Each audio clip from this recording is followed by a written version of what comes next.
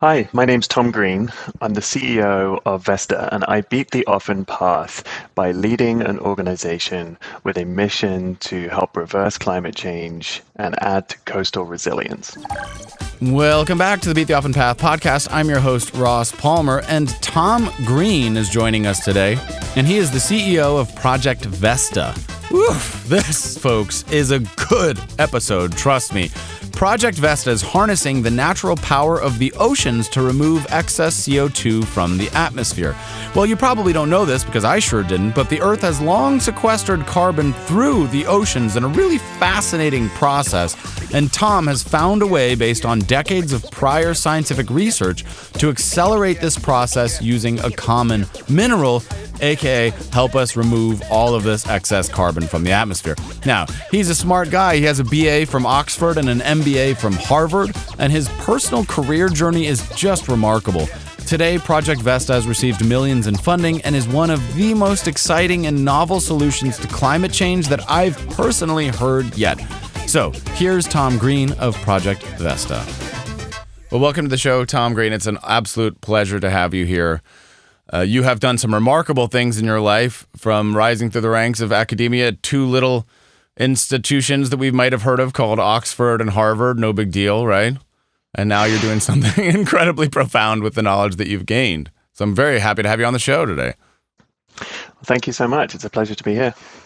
I think one of the themes that we're going to be discussing at length today is something that I grabbed from one of your materials, which is how do we take the theoretical and how do we make it practical? How do we transcend the lab and theory and how do we turn that into real world solutions? And it appears that both the company and the project that you're trying to build and your life's arc as a whole are following that principle. Is that something that you would agree with? Absolutely. When I graduated from university back in '99, I had experimented with the idea of becoming a scientist myself and pursuing a career in science. And having spent a little bit of time doing that in a lab, I became somewhat disillusioned with the world of academia. Now, scientists are incredible people and they work very hard, often for very little financial reward, to advance human knowledge. And at the same time, so much of what scientists do stays stuck in the lab. And that's what we saw when we founded Vesta, was that there was a body of scientific knowledge that had been established into this way to remove carbon dioxide from the atmosphere, but it was stuck in academia.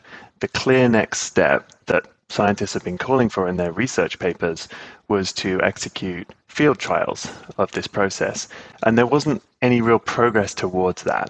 And so something that I and the rest of my team are passionate about is bringing the theory and bringing the lab tests of coastal enhanced weathering into the field and actually trying it out to see how well it works. Well, that's a very profound thing. And I love this because we have to get into a lot of nuance right at the outset here, because there's a subset of the larger population that doesn't believe in science. They don't believe in what scientists are doing. There's another subset that believes entirely, and there is a more nuanced approach where you say, yes, these are incredible people working thanklessly, often for very little money, but there are issues with academia. And I would also number myself among that bunch, where there are some things that I've seen, and I haven't gone to nearly the extent that you have, but in my own academic experience, I have found some limitations to the world of academia. And I love the idea that we're able to respect science and the field while commenting that there are perhaps some issues in the way things are done. So without attacking these institutions, which I'm sure you have no intent of doing, what are some of the general issues with science and academia, and why is it tough for these things to transcend the lab or theoretical?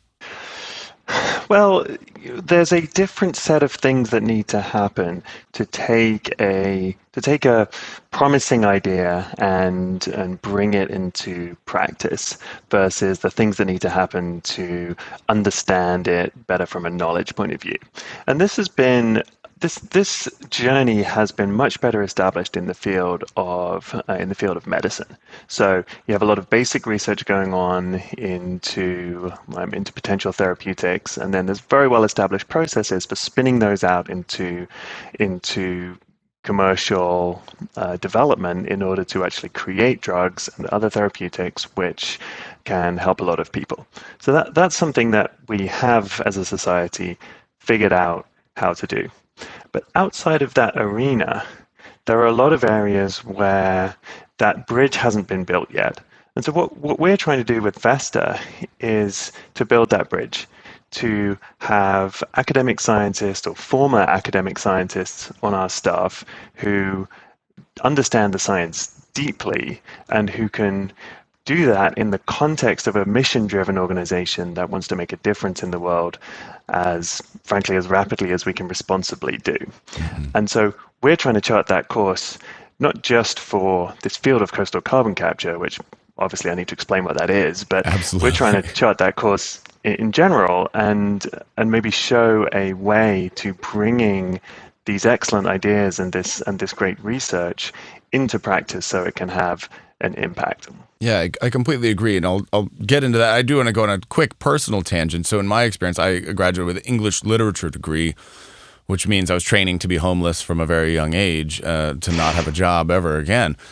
But that was something that I noticed because in English literature and academia, you're often comparing things and you're reading a critique of a critique. So Shakespeare wrote this play, and here's somebody's literary critique, and here's a critique of that person's critique and why they got it all wrong, and here's yet a third critique of why the first two people got it all wrong.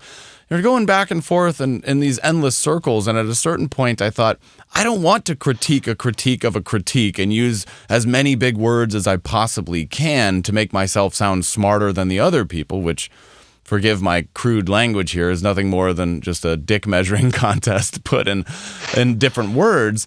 But then I thought to myself, I'd rather be Shakespeare. I'd rather be the person who creates the play for the masses, for use, to get a laugh, to get people to cry. And that was a moment that my life and my brain profoundly changed. I had a realization that this isn't the path that I want to go down. I want to influence people directly. But in the case of science, that next step isn't necessarily creative expression, but it could be thought of as entrepreneurship, building something tangible in the world. And that jump that you describe in your life is a jump that I'm very, very, very fascinated with. Anytime somebody makes it, anytime somebody takes anything and they say, I want to build something, that's sort of where this show kicks in and where my appreciation kicks in. So you noticed that there was a lot of theoretical solutions to these problems. There was a lot of understanding of what's going on. So how did you go about making the transition from that theoretical lab understanding to, okay, let's build something in the real world that solves this problem and fast? Well, let me first take a little bit of issue with the sort of Shakespeare analogy because scientists aren't just critiquing, right? No, not at all. The scientific method is fundamental to what we're doing, and we wouldn't be able to pursue this mission without all of the work, all of the great work that has come before us in order to pave the way. And so this isn't saying anything negative about all of that work and about the scientists who've done it. It's about saying we actually need additional things on top. We need an ecosystem. And there's a role here for social entrepreneurs or environmental entrepreneurs like us to play to bring these ideas into practice. So let me give you an example. When we looked at, well, let me just take a moment actually and explain coastal carbon capture and what we're doing, because I think we're getting far enough into this that now's probably that moment. Sure. So what we do is we have a nature-based solution for removing carbon dioxide from the atmosphere. So there is a natural process called weathering, which has been removing carbon dioxide from the atmosphere for literally billions of years. And this is what's kept the atmosphere in balance over geological time. The way it works is that when rain falls on certain types of rocks, that actually causes carbon dioxide to leave the atmosphere and enter the water, where it's used by corals and shells in the form of calcium carbonate. And then eventually, when those organisms die, they form marine sediment, which sinks to the bottom of the ocean and hardens into limestone on the ocean floor. So this is nature's way of turning atmospheric carbon dioxide into rocks. Now that's great, but it's a very slow process which happens over geological time. So what we do with coastal carbon capture is accelerate that process. The way we do that is we take an abundant natural mineral called olivine, we grind it into sand, and we take that sand to coastal areas. Putting that sand in the water enables the ocean to do what it already does naturally, but faster. It enables the ocean to remove carbon dioxide from the atmosphere and store it safely in the form of a molecule called bicarbonate, which you might be familiar with as baking soda. Yeah. Exactly. Yeah. So, and at the same time, this also reduces the acidity of the ocean. And as everybody may be aware or may not be, ocean acidification is a major problem that we are also facing. So the oceans are 30% more acidic than they were before the Industrial Revolution. That's the 30%. equivalent of that's the equivalent of pouring 16 Olympic swimming pools of battery acid into the oceans every minute for the last 100 years. Wow. So the oceans are suffering with this problem, and reducing ocean acidity is something that we really need to do alongside removing carbon dioxide from the atmosphere to mitigate the warming effects of climate change. So essentially, in summary, what we actually need to do here is, we like to say, bring sand to the beach. So we're taking a natural mineral, grinding it into sand, and bringing it to coastal areas. So where is this olivine sourced from? So it's found all over the world. It's actually one of the most abundant minerals on the planet. There are deposits in many countries around the world. Currently, we're sourcing it from a deposit in Norway, but as we hope to grow, we expect to source it from many different places around the world in the future. And there are deposits here domestically in the US as well. Okay. And so to sort of tie that back to the conversation we're having around the science versus the practice of this, there was a lot of research into olivine, whether it was looking at where is the olivine around the world, or what are the theoretical carbon capture potential of olivine, and so on. And so what we did is came along and said, well, if we wanted to actually try this out, how would we do that? And we went deep into the science, but also into the practice. And we learned about an industry called coastal nourishment, which many of your watchers may be familiar with. So if you live near the coast, then you are probably already experiencing the effects of our changing climate. So sea levels are rising, and they are rising actually at an accelerating rate. We're seeing stronger storms and more coastal flooding. So this causes coastal erosion. And there's an entire industry that moves almost 60 million tons of sand around every year, just in the US, which is designed to protect coastlines, to replace eroded beaches, and to protect coastal homes, coastal habitats, and coastal infrastructure against this flooding that is happening. And so we learned about this industry and said to ourselves, well, we want to bring sand to coastal areas, and there's already an industry that's doing this. So why don't we partner with that industry? Why don't we find the practitioners in that industry who care about the environment and who want to do something about the climate, and work with them to bring the Vesta sand to these projects? And so that's an example of something where, as environmental entrepreneurs, we saw an opportunity. We saw a way to actually try to make this happen. And we've now done that. And our first pilot deployment is live as of July in the Hamptons in New York, where we added olivine sand to a existing planned beach renourishment project. And so where were they getting this sand before? Just anywhere?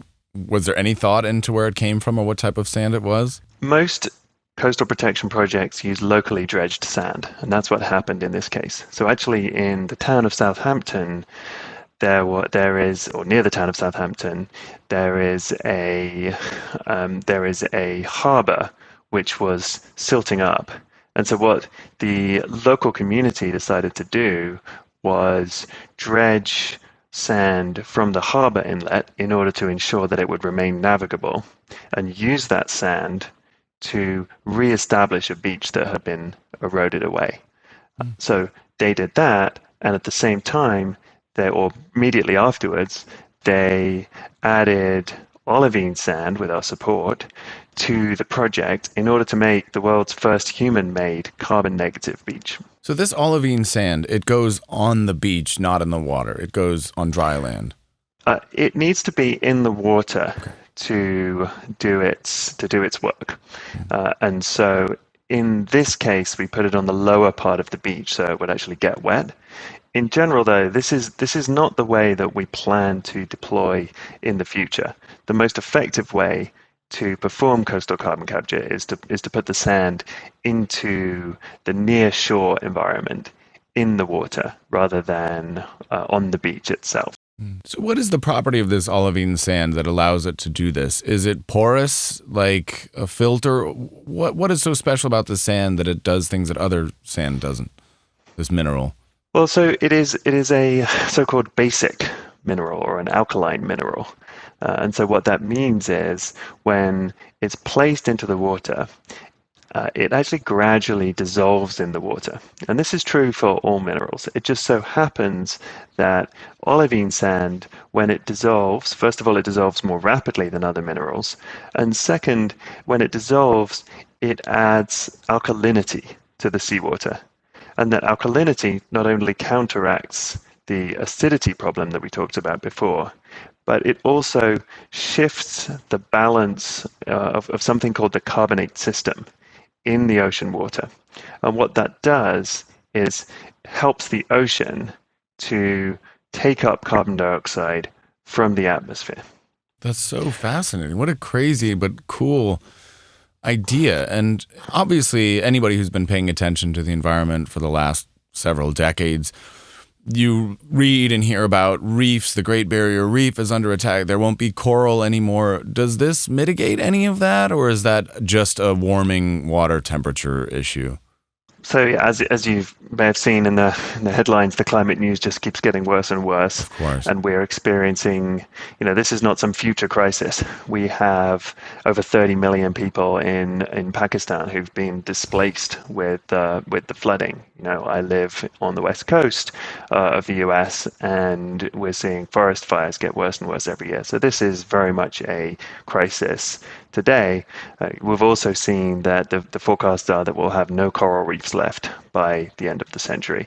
And that's due to a combination of the warming of the ocean and the acidification of the ocean. So what we're doing here addresses both problems. Ultimately, what we are hoping to do is bring this to a level of scale where we can actually contribute to addressing the problem on a planetary level. Now, there's a long road to go between here and there. We just deployed our first pilot earlier this year, and it's extremely important to us to do this in a gradual and ethical way. So that means starting very small and growing gradually, and at every stage doing rigorous science to make sure that we really understand the risks, the impacts, and the benefits of coastal carbon capture. So we don't want to rush that process, but at the same time, we want to move as quickly as possible responsibly. So on a planetary level, we'll need to be removing about 10 billion tons of carbon dioxide from the atmosphere per year by mid-century in order to avoid the worst effects of climate change.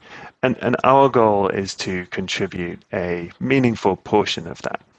Well, you mentioned that olivine is one of the most abundant minerals on Earth, and you are on one of the largest unbroken coastlines on Earth. Is there enough olivine, do you think, theoretically, to tackle all of the west coast of the United States, for example? There is. There is a very large amount of olivine, perhaps 1 trillion tons of olivine in on the planet. So the amount of total olivine available is ultimately very large and would be sufficient to meet our objectives. There's also a lot of coastline in the world, both in the US and abroad. And actually, one of the things that we like about this approach is that this is applicable in many different countries around the world. When people talk about carbon dioxide removal, often there's sort of a skepticism around, well, if you're building this factory that sucks carbon dioxide out of the atmosphere, where are you going to do that? And who is going to benefit economically from that? Where are the jobs going to be created? Because a lot of that activity happens in wealthy countries. But one of the nice things about this is that there are many countries around the world that have significant coastline and significant olivine deposits, which are lower income countries and which are great candidates for employing coastal carbon capture. So of course, the carbon dioxide benefits accrue to the entire planet, but the economic benefits of this activity can accrue to the coastal communities in lower income countries where we actually deploy. Well, this brings up an interesting point because I've featured a few different people on this show who are attempting different ways of capturing carbon at scale. Some of them are more machine-based or a device that requires electricity. Do you feel that all of these things must work together? Do you feel that based on your research that this more natural approach is more sustainable or going to be better for the long term? Is it all pieces of the same puzzle, or is it that we should really be considering this approach over some others? We will definitely need multiple approaches. There is no one thing we need to do. There is no one thing that is sort of the magic bullet here that will just solve the problem for us. And that's I think in large part due to the sheer scale of this problem that we've created for ourselves. So we need to be investigating multiple approaches, and what we need to do is we need to make sure that the resources go to the approaches that are proven to be the most effective. And a key thing there is one key thing is permanence. So there are some approaches which result in carbon removal but are not permanent, and probably the worst example of that is avoided deforestation. So if you pay somebody to promise not to cut down a forest for, let's say, a year, then what you're only creating a single year of carbon benefit. And you may not even be creating that benefit because it's hard to prove that they would otherwise have cut down that forest. And of course, even forestation projects or reforestation or afforestation projects have challenges because, as we see in the Western US, those projects tend to literally go up in smoke. So permanence is a very important criterion. It's a very important factor that we need to be considering when looking at any form of carbon dioxide removal. Beyond that, we need to be looking at how much it costs and how scalable it is, and also whether there are co-benefits. And so co-benefits are other advantages of a particular carbon dioxide removal approach. So for example, with coastal carbon capture, we have a reduction in ocean acidity. We may have coastal resilience benefits by adding sand to coastal systems. And then you also have to look at the other resources that are required in order to do carbon dioxide removal. So if you have a method which is engineered to remove carbon dioxide from the air, but it requires very large amounts of energy input, Well, you might say, well, that energy is going to come from renewables, but you still need massive investment in new renewables in order to power those. And so by harnessing the power of the oceans with coastal carbon capture, we massively reduce the energy input required to remove CO2 from the atmosphere relative to some other methods. And so that's one of the things that makes us excited about it. Yeah, Another because you thing do is this land one use. time and then it's done. You get the olivine where it needs to go, and then that's the end of that portion, right? Yeah, exactly. We move the olivine to coastal areas, and then it gradually does its work, and it doesn't require any maintenance. It's sort of a quote unquote set it and forget it solution, which means that once we put the olivine in the ocean, it does its work.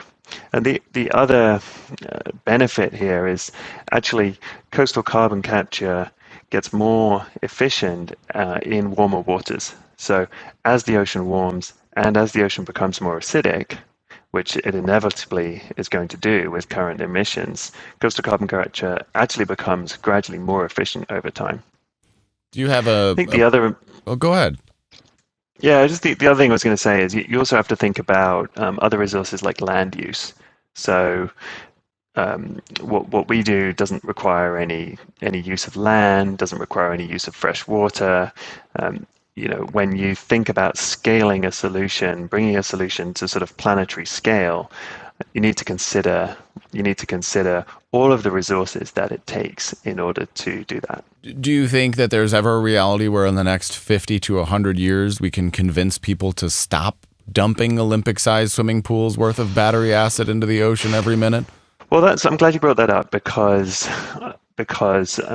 when we think about what we need to do as a society to get ourselves out of this worsening mess that we're in, we need to reduce emissions. And we also need to remove carbon dioxide from the atmosphere. And so this is not a problem that can or should be solved by continuing to emit and also removing carbon dioxide.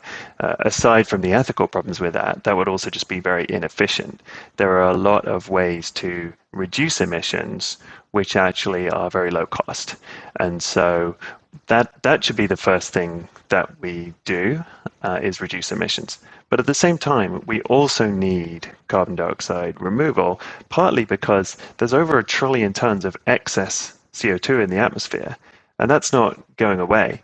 There's an analogy that's been often quoted, which is a bathtub. So if you imagine you have a bathtub that's half full of water, and then you turn on the tap and allow it to overflow, then once it's full, turning off the tap, you don't expect the water to go down. It's just going to stay full. So we need carbon dioxide removal in order to take all of the excess carbon dioxide out of the atmosphere, because it's going to be continuing to contribute to warming while it's still there.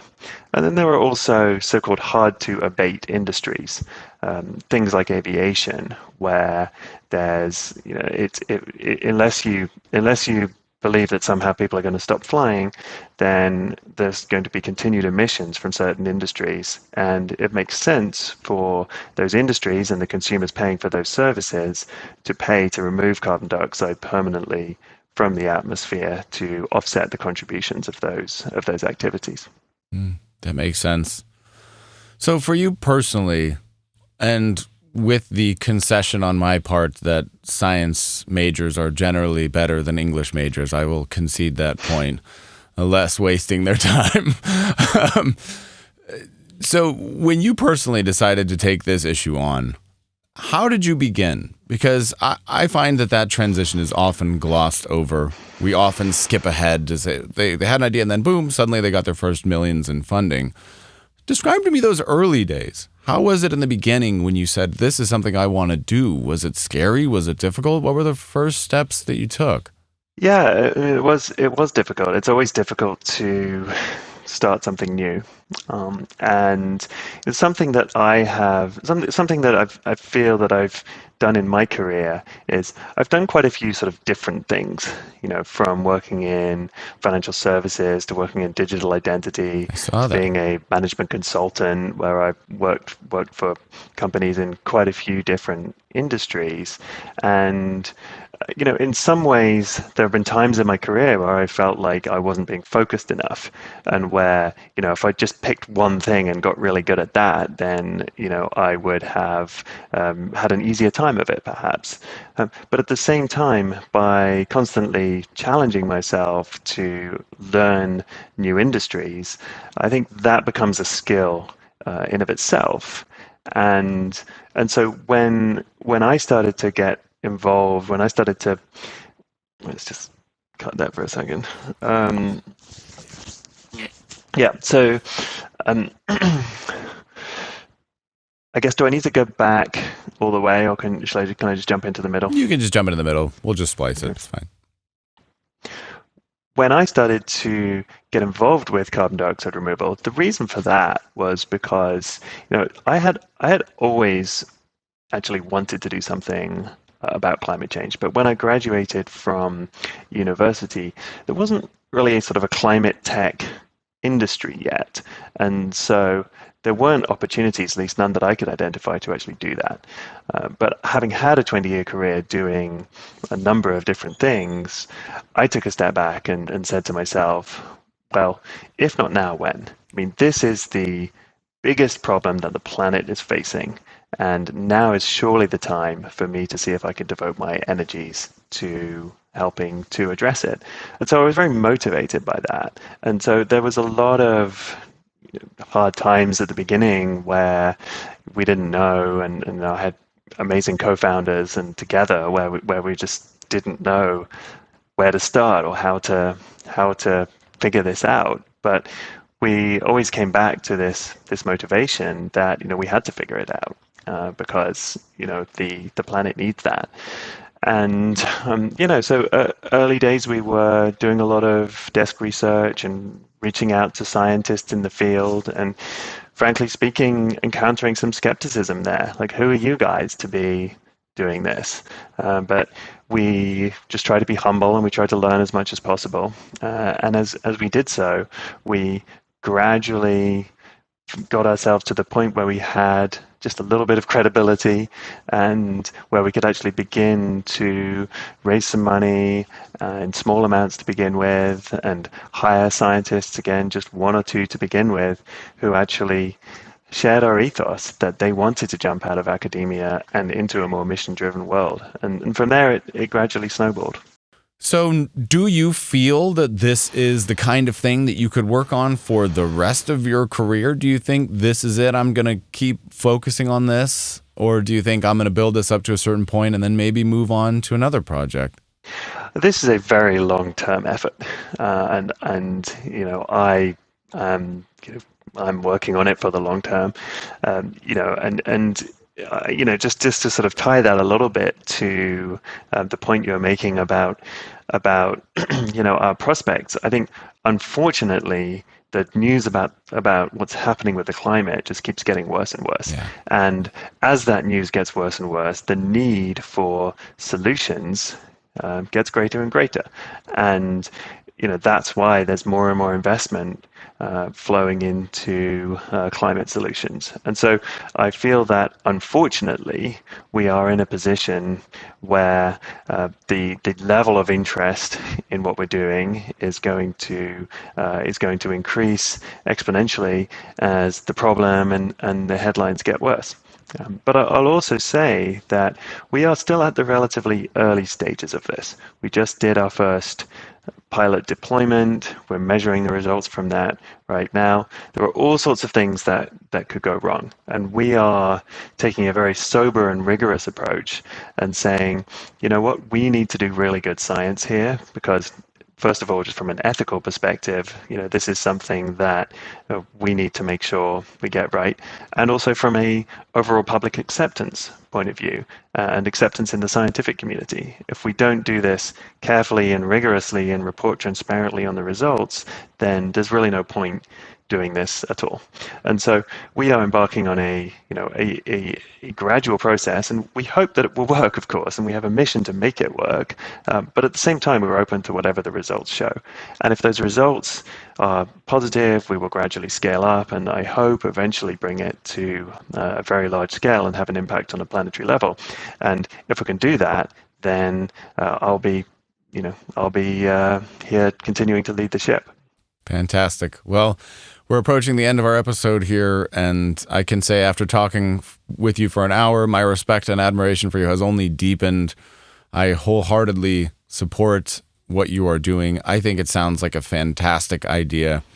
And any time that we can play into natural solutions, which you have done, I feel that is a win-win-win. And the fact that there are a couple of different knock-on effects from this that are all positive, solving multiple issues at the same time, is incredibly encouraging. And the fact that it is to borrow that great phrase from the Showtime Grill infomercial, a set it and forget it solution, is what is so exciting about this, because it is this new breed of green or social entrepreneurship or eco-friendly solutions do seem to take into account what nature already does. And those, to me, seem the most elegant and the most beautiful solutions, whereas pumping a bunch more plastic crap at something seems maybe like it will work, but it's not quite as elegant as let's work within these natural processes. Or, hey, Earth has already been doing this. We're just going to facilitate that. Very cool. So, as is always the case with the end of every episode, I like to leave the last word to you. So whatever action, whatever you'd like to promote, now is the time. But again, my heartfelt thanks for joining me. It's been an absolute pleasure hearing how you think about this stuff. Well, thank you so much. I really appreciate coming on and appreciate everybody listening and watching. And I would just say to check out our website. We're at vesta.earth. Check it out, learn more about it. Feel free to engage with us and join our mailing list and so on, because we'd love to keep everybody up to date. And, if you want to come work for us, then, please do reach out. Fantastic, Tom. Well, this has been an excellent episode. And with that, the official podcast is over.